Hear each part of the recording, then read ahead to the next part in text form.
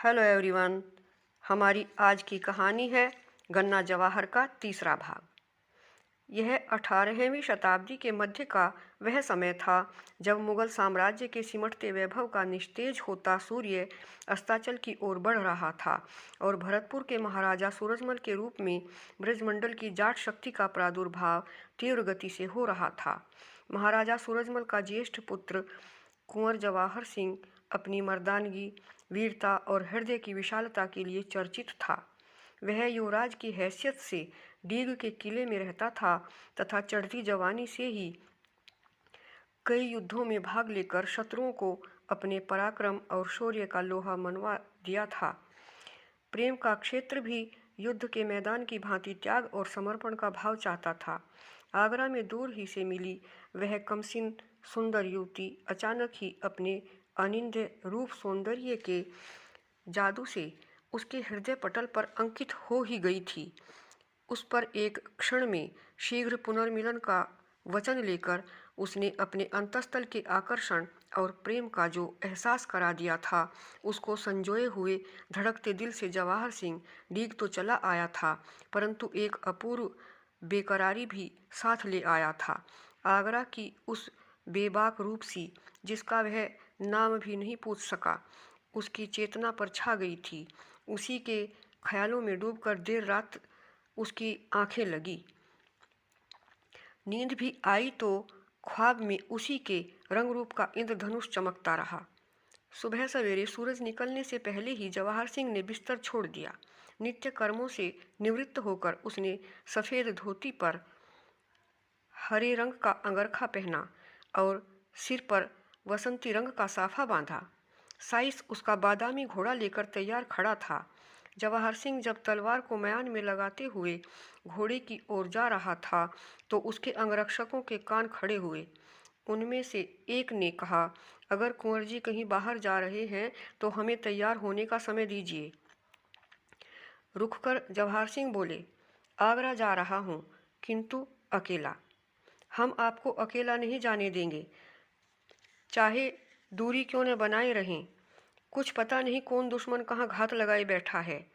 मुख्य अंगरक्षक की बात सुनकर भी अनसुनी करता हुआ जवाहर सिंह घोड़े पर चढ़ा और राजदुर्ग से बाहर निकल गया। आगरा के कच्चे रास्ते पर धूल उड़ाता हुआ घोड़ा उसने इतनी तेज दौड़ाया मानो उस रूपवती युवती को दिया पुनर्मिलन का वचन पूरा करने के प्रति मन का धीरज डगमगाया हुआ हो। आगरा पहुंचने पर जवाहर सिंह उसी सफ़ेद कोठी के सामने पहुंचा। एक ही बार में बाहरी दीवार पर से घोड़ा कूदाकर कोठी के अहाते में प्रविष्ट हुआ। घोड़े की टापें और हिनहिनाहट सुनते ही दुमंजिले की एक खिड़की खुली और उससे झांकी गन्नाबाई। जवाहर सिंह को आया देखकर उसने अपना हाथ खिड़की से बाहर निकालकर अपने आने का संकेत दिया। वह बिना एक क्षण भी खोए नीचे उतरी और चारों तरफ चोर दृष्टि से देखती हुई बगीचे की तरफ भागी। घोड़े से उतरकर पेड़ों की आड़ में खड़ा जवाहर सिंह उसे बेसब्री से आते देख रहा था। उसका गुलाबी रेशमी दुपट्टा हवा में उड़ता हुआ लहरा रहा था। गरारे की सरसराहट के साथ जब वह सामने आई तो उसकी सांसें कुछ तेज चल रही थीं और पलकें लाज के भार से लरज रही थीं। जवाहर सिंह इस तरह देख रहा था जैसे कि स्वर्गलोक की कोई अप्सरा उसके सामने उतर आई हो। ए दिलेर कुंवर साहब, आपने आकर अपना वायदा पूरा कर दिया है। आपकी इस वादा वफाई ने मुझे तो आपका मुरीद कर दिया है। मैं तहे दिल से आपका शुक्रगुजार हूँ। यह कहते हुए गन्नाबाई ने अपनी कमर में धंसी हुई कल वाली रत्न जड़ित कटार निकालकर उसकी ओर बढ़ाई। लीजिए अपनी यह कटार। जी चाहता है कि इस कटार के साथ ही मैं अपने आप को भी आपके हाथों में सौंप दूं। ये शब्द थे ही इतने अप्रत्याशित कि जवाहर सिंह को उचित उत्तर न सूझा। ऐसे प्रस्ताव का कोई अर्थ तभी तो होता जब वह उसे भली प्रकार जान लेता। उसने पूछा, तुम कौन हो? फर्रुखाबाद के नवाब के मरहूम सरदार अरमान शाह की बेटी गन्नाबाई, यही नाम है मेरा। और वह कहकर मुस्कराई। लेकिन यहाँ आगरा में क्यों? कुछ कपड़े और गहने वगैरह खरीदने के लिए यही कोई 6 रोज़ से आए हुए हैं यहाँ, मैं और मेरी अम्मी जान। 2-3 रोज़ों की खरीदारी और बाकी है, फिर चले जाएंगे वापस फर्रुखाबाद। फिर एक दीर्घ निश्वास छोड़कर गन्नाबाई ने मानो अफसोस से कहा, फिर होगी मेरी मैयत और उठेगा मेरा जनाजा। मैं कुछ समझा नहीं छोरी। आखिर तुम क्या कहना चाहती हो? चकित सा था जवाहर सिंह। निरप्रसंग यह क्या कह गई गन्नाबाई।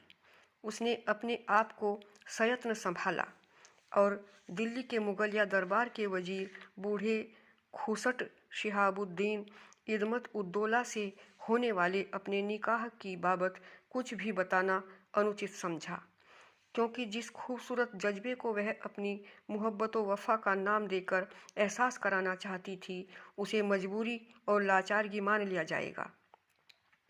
सच तो यह था कि उसने जवाहर सिंह को अपनी जहन्नुम होती भावी जिंदगी से मुक्ति कराने वाला मुक्तिदाता समझ लिया था। वह मुगलों की टक्कर के महाराजा सूरजमल का दिलावर और बहादुर बेटा भी था।